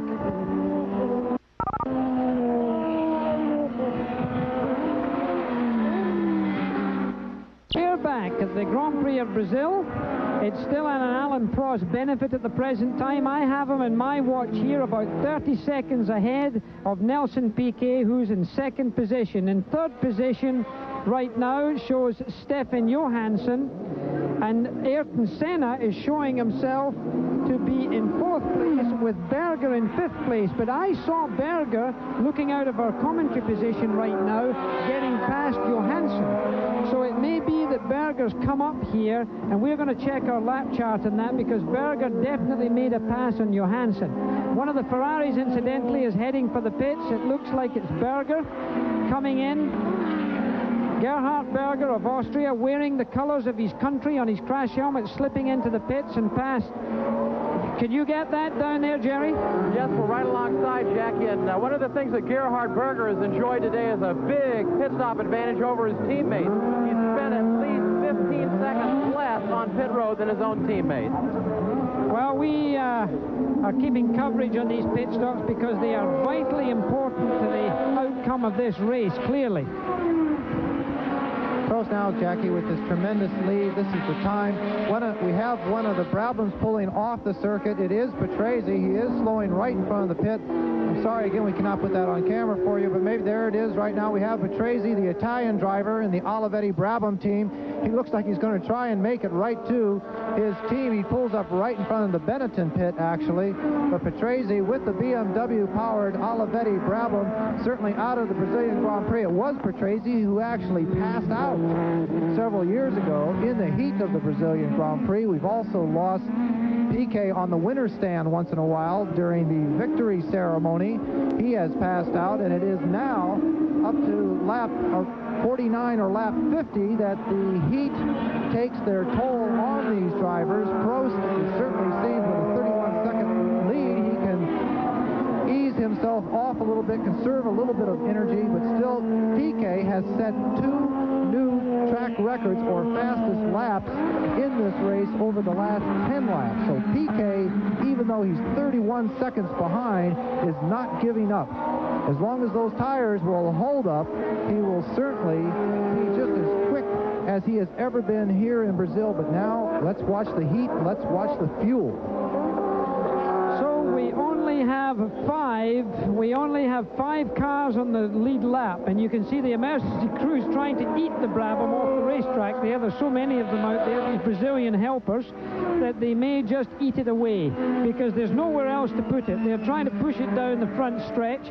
It's really quite difficult. They're trying to pull it onto the grass. You're not witnessing this performance, but I think they may well try to carry it over a wall in a moment, if we can perhaps imagine that. It's no joke, of course, and look at this picture you're looking at right now. It's the Honda engineers working. They've got a live transmission of the information coming back to them from the cars of Mansell and Piquet, and that information is being sent to them instantaneously so that they know the mixture level, the turbo boost, the temperatures of the engine, so that they can even adjust them from the pits. And Ayrton Senna's in trouble right in front of the pits. It's not come onto the screen yet, but by Jove it will do because he's Brazilian. And right in front of the pits where Patrese stopped, Ayrton Senna has come to a stop, is getting out of the office. That is the end of the day for Ayrton Senna, and he was up into 4th position. So Ayrton Senna, the Brazilian hero, a very quiet crowd because it's right in front of the main grandstand here. You can see the Lotus mechanics in a dejected fashion because that was their only chance for victory today as a Lotus car.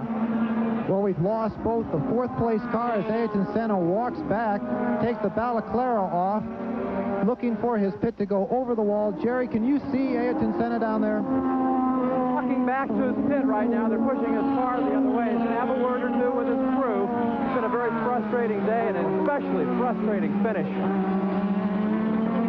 We can see from our commentator's position that Senna has not even gotten over the wall yet. He may be thinking of stepping out in the middle of the racetrack. He must be so disappointed. The crowd has gone very quiet, but of course this man on your screen now still carrying the green globe of Brazil around this track in 2nd place, setting 2 fastest laps. There's the Camel sponsorship on the new Lotus team. The Kenny there you just saw in the picture is the American, the gentleman who flies for American Airlines and works all the Grand Prix all over the world as one of the Lotus tiremen and pit signaler. He is the gentleman who handles the pit signals for Ayrton Senna. But right now the Brazilians are saying, hold on, Nelson, and 29 seconds. He's gone from 31 seconds behind the leader of Alain Prost to 29 seconds behind, a gain of 2 seconds, but there aren't enough laps left in this race. We only have 10 or maybe 9 laps left in this race. if Prost keeps his cool the way he has and is driving so slowly, not slowly, but so smoothly, he certainly won't have to come into the pits again. Let us remind you of the leaderboard right now. Alain Prost is leading. Piquet is in second place. Stefan Johansson is in third. Gerhard Berger in the Ferrari is fourth. Alboreto is fifth. Boutsen is sixth, and Mansell is seventh. That's what we have at the moment, but it's constantly changing. We may be in a lap or two's time give you an update on that, because certainly the cars seem to be able to catch up an enormous amount of speed. Obviously, Piquet in front of his own crowd is attempting to do that, and you see the Benetton coming up fast as well. Now, he, of course, is trying to unlap himself from Piquet, because he is one lap behind Nelson Piquet. So don't get too excited up there in Detroit. Well, that's again Terry Boutsen, who down here with Ayrton Senna right now. Ayrton, it must be a very frustrating day for you. It's not one of my best days, for sure. What was the problem with the car? The engine developed a problem and decided to stop here. Okay, well, a tough day for a very talented young man, and a real disappointment for himself as well as the partisan crowd here.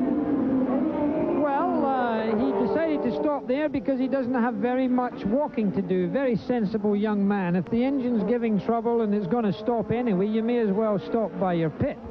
So no walking for Ayrton Senna today, and all the driving's been done. Now Piquet is still trying to put on that pressure. There is no Grand Prix ever won until the checkered flag drops, and he knows that. And there is Alain Prost. He knows that also. He is the current leader. There's been many lap changes in this race, and Prost knows that he's got to be very gentle, and he's got to feed this car along without causing it any ill effects. He's not even using all the road.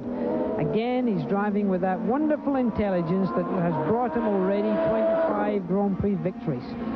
Alain Prost, who's almost not a next-door neighbor, but we live close by each other along the side of the Lake of Geneva. He's a very keen tennis player, and there you see the leaderboard up there. Alain is a fit man, very strong, very fit. It's a prerequisite, really, of Grand Prix racing to be fit. Certainly the drivers keep themselves in great trim.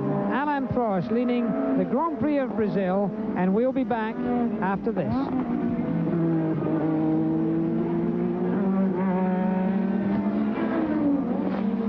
Back in Brazil, we're back in Rio de Janeiro, and a very warm day. It's in fact a temperature of close to 100 degrees at the present time. It must be a lot warmer for Alain Prost, who's already completed 55 laps of those 61 laps, but one lap, of course, was the pace lap, so he's really down to 5 or 6 laps to go. He knows that number. He's been told.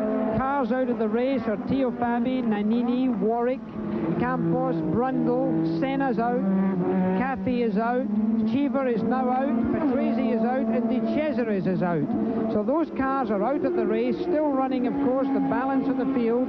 The top 10, as we have it from our commentary position, is Prost in first place, Piquet second, Johansson's in third, Alboreto's fourth in the Ferrari, fifth another Ferrari with Berger, then sixth is Terry Boutsen in the Benetton car. Nigel Mansell is down in seventh position. We might expect to see something from him. Nakajima is now up to 8th. Christian Danner, driving the Zach Speed West car, is 9th, and Jonathan Palmer, in a normally aspirated Data General Cortal Tyrrell, makes the top 10. That's the first normally aspirated engine to be running in that position at this time. And there is a championship for the normal aspirated engines this year. It's going to be called the Jim Clark Award for the driver, and for the car it's going to be the Colin Chapman Award. Those are 2 awards introduced by the governing body of the sport to try and get those people enthused about normally aspirated motors. And of course next year everybody's going to be running with the non-turbocharged engine. Jackie, I know that Eddie Cheever has been counted out officially, but there he is back on the circuit in the USF&G Arrows car. He had a little bit of a long pit stop. Eddie back into Formula One this year. His only run in Formula One last year was at the Detroit Grand Prix when he substituted for Patrick Tambay in the Lola Haas Ford. But right now Eddie Cheever is circulating around. Ross Cheever last weekend, his younger brother, won off of pole position a race in Japan, Formula 3000 race. So the only American driver in Formula One has gone back onto the circuit and will give you an update on his position.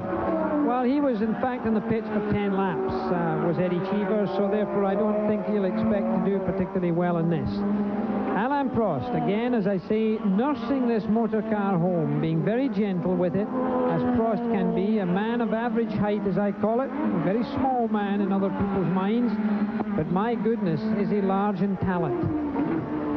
Certainly one of the great drivers in this era of Grand Prix racing. A French driver to win the World Championship. There's been many French drivers before him. Jean Bérard back in the 50s. Jean-Pierre Beltoise in the 60s. Then came a great run of drivers from François Sévère to Jean-Pierre Jarier.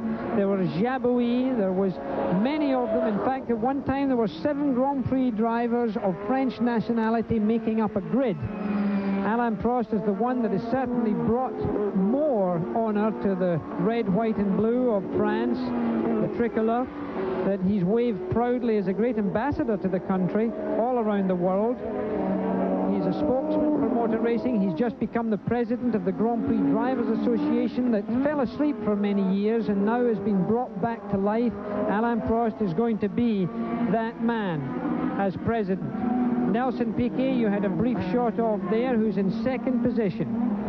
Prost, of course, he's the current world champion. The year before, he won the world championship in '85, lost it by a single point in '84, and in '83, lost it by a half a point. So Prost, the first French world champion ever, has certainly come and gotten his just deserved the past 2 seasons in '85 and '86. Also, Jackie, the young Lions who have moved around to new teams are doing very well here. We have Stefan Johansson with the McLaren, his first running, he's in the points. Berger with the Ferrari, he's in the points. And Boutsen from Belgium in the Benetton team, he's in the points. So the second generation young Lions in their new situations have certainly taken advantage of the team changes and have shown up very well here in the Grand Prix of Brazil. It takes a little while for a driver to get used to a new team. I'm surprised that we have that many new drivers and new teams in the first 6. Well, this is the first race, and a lot of things are going to happen. Alain Prost still leads. Nelson Piquet still in second place. In third place is Stefan Johansson, which of course is very good. And then in fourth place is Alboreto with Berger in the other Ferrari. In fifth place, Terry Boutsen with the Benetton is in sixth place. Nigel Mansell is still in seventh. Nakajima is still in eighth. Christian Danner is up to ninth. Jonathan Palmer is 10th. Philip Streff now is in 11th position. So there are constant changes down the field, but it does seem that Prost is holding himself more than 30 seconds in advantage over Piquet as he gets into a Ferrari sandwich right there. Ferrari sandwich is always a bit of a spicy one, Jackie. No matter what happens, there's a great deal of competition between Ferrari drivers. Prost pulls out. Alboreto says, no, Alain, you're too far in the lead. I don't like to be lapped more than once in a race. Alain Prost doesn't really need to challenge these people. He has to be very careful of back markers, if you can call the Ferrari people back markers here. But Alain Prost now just trying to keep it as smooth as possible. The concentration at this point in the race can even be more difficult than when you're going for a new track record. He cannot let himself relax too much. He has to be still very aware of his car and everyone around him as that aerial is right in the middle of his sight. He does go around. No, he is Alboreto. You know who's next to you there, please. The other Ferrari comes through on the inside of Gerhard Berger. And Alain Prost is taking it extremely easy in these last 4 laps. You don't think he could have a problem, Jackie. What about fuel? No, I think he, in fact, did not expect the Ferrari to come inside him there. These Ferraris, incidentally, are not in the same lap. In fact, Alboreto is a lap ahead of Berger at this time, so that is not a big concern. Berger would like to unlap himself, obviously, but I think in the spirit of Italian prestige, Alain Prost wants to stay well out of it, just in case he gets involved in a situation that he can avoid. Right now, it's Alboreto who's leading this little number here, and he's still behind Berger is still behind Alboreto, so he's still a lap down on him. He would like to unlap himself, surely. Look at that. Oh, something's happened. Alvareto's car. Now, there's Prost staying well out of this. He's going to have to watch it. Careful, Alan. He could get involved in something that is no part of his, and that is a major issue. Prost is just staying away. He's now recognizing he's got to get past, but he doesn't want anything to fly off of that Ferrari if there is a suspension damage, and it did seem peculiar that there were so many sparks came out of that car. It doesn't look as if there's a flat tire. Normally, with about 14 pounds of pressure in those tires, if a flat tire comes in, sometimes, of course, those sparks can come out of the car because the car's dropped. And it may be a tire that's gone down, but he hasn't chosen to come into the pits. He's continuing around the racetrack, so he must feel reasonably comfortable. But Berger is now unlapping himself. He's unlapped himself from Alboreto. And Alboreto's car is still touching the ground constantly as he goes along the pit straight. You see those sparks coming up in the beginning of the race because of the extra weight of the fuel, and the titanium skid plates underneath the bodywork will drag along the bottom of the car onto the track over the bumpy parts of the circuit. But Alboreto now, there was just a huge flash of sparks. There must be a mechanical problem to cause that type of situation. But he's still out there. He's still going around a little bit more slowly.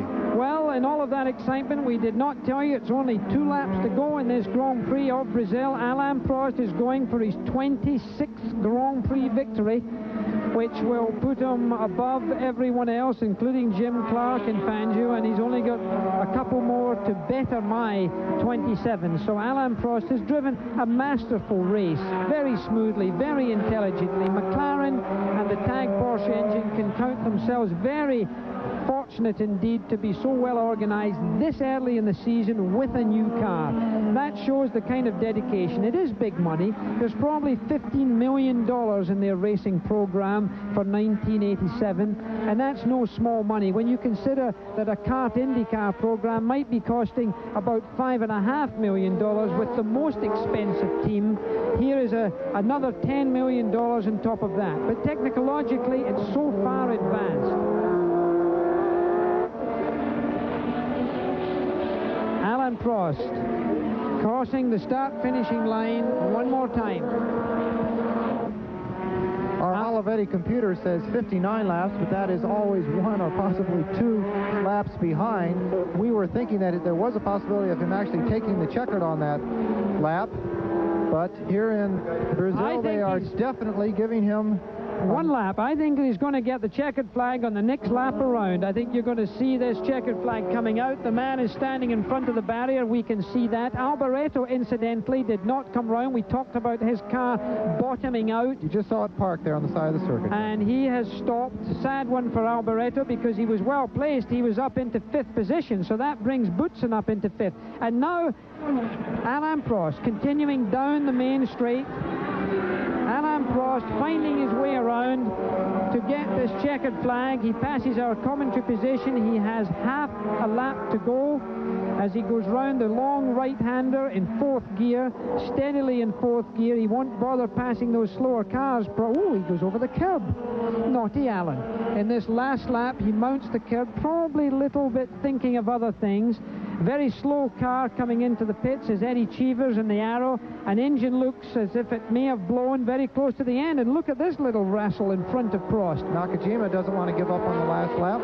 He's just Prost looking ahead and saying, we've got to stay out of trouble. He's only got a few hundred yards to go right now as he comes up behind the Brabham. Alain Prost of France. 200 yards, 100 yards, and the checkered flag goes out to Alain Prost as he crosses the finishing line to win his 26th Grand Prix victory for France, for Alain Prost, for Marlboro McLaren, a very happy man.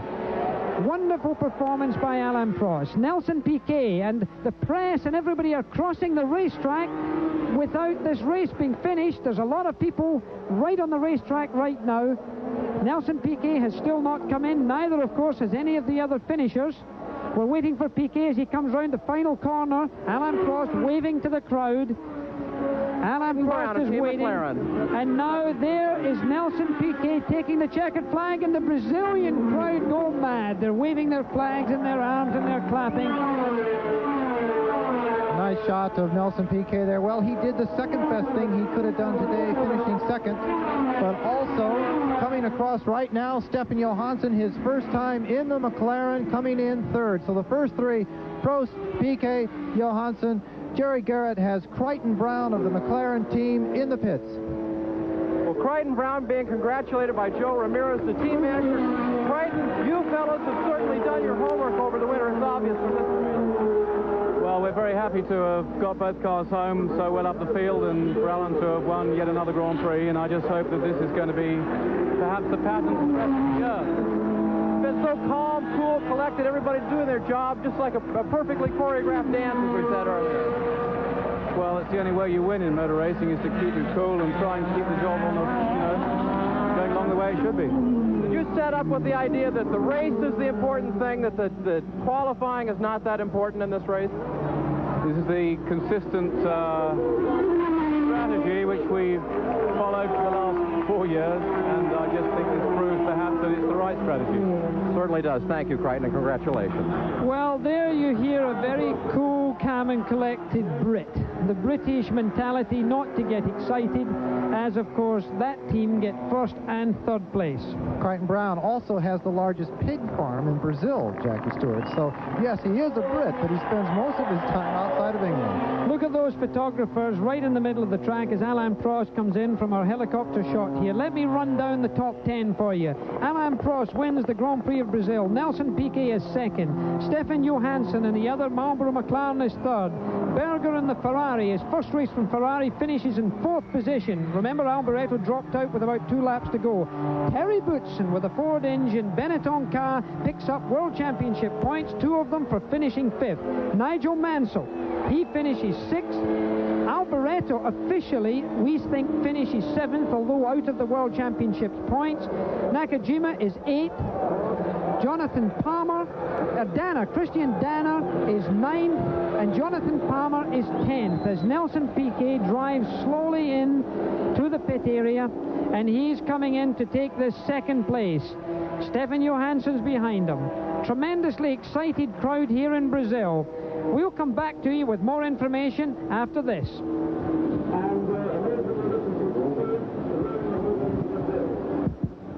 The crowd are gathering in front of the podium, expecting to see the winners. The first, second and third drivers come up there as we look down from our helicopter. And what a race it was. So many lead changes, a real tortoise and a hare race, John. Jackie, it was a very quick race. There you see Nelson Piquet taking a little sip of water, the Brazilian here. The crowd certainly wants to see him. The question is, the Williams was very fast, but maybe were they too fast? So many pit stops, it really cost them the race. New drivers doing very well in their new teams.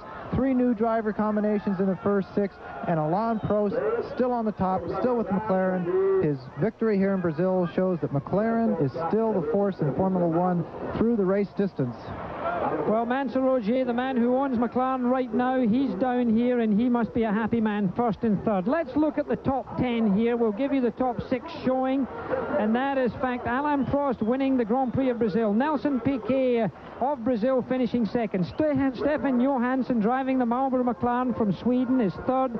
Fourth is Gerhard Berger from Austria driving a Ferrari. Fifth is Terry Boutsen driving the Ford-engined Benetton car in the World Championship points. Also Nigel Mansell from Britain picking up 1 championship point. Then Nakajima comes 7th. Alboreto finished 8th. 9th was Christian Danner of Germany. 10th, Dr. Jonathan Palmer from Britain. Philip Streff was 11th in a normally aspirated engine, as also was Palmer's. The Data General Titles finishing 10th and 11th. And then Fabra was 12th. Frank Williams came to see his cars win. It was almost just over a year since Frank Williams had his accident, which paralyzed him almost totally. He's a brave man. He's come to this particular race. He saw his car finishing second. So the Grand Prix of Brazil has been brought to you by BF Goodrich TA Radios. They make your car perform. By Mobil 1 Synthetic Motor Oil. Mobil 1 protects your engine better than any conventional motor oil. And by Acura Legend and Integra. Precision crafted automobiles. Exclusively at your Acura dealer. This is Jackie Stewart along with John Bisignano and Jerry down the pits. Jerry, thank you for the wonderful work that you did with us today. You got all of the information here in ESPN. we've brought you the first of this World Championship Series that will take us all the way around the world. Our next Grand Prix coverage will come from Imola, the Grand Prix of San Marino on the 3rd of April. Alain Prost holds high a rather crude trophy from the Grand Prix of Brazil. We're happy to be with you.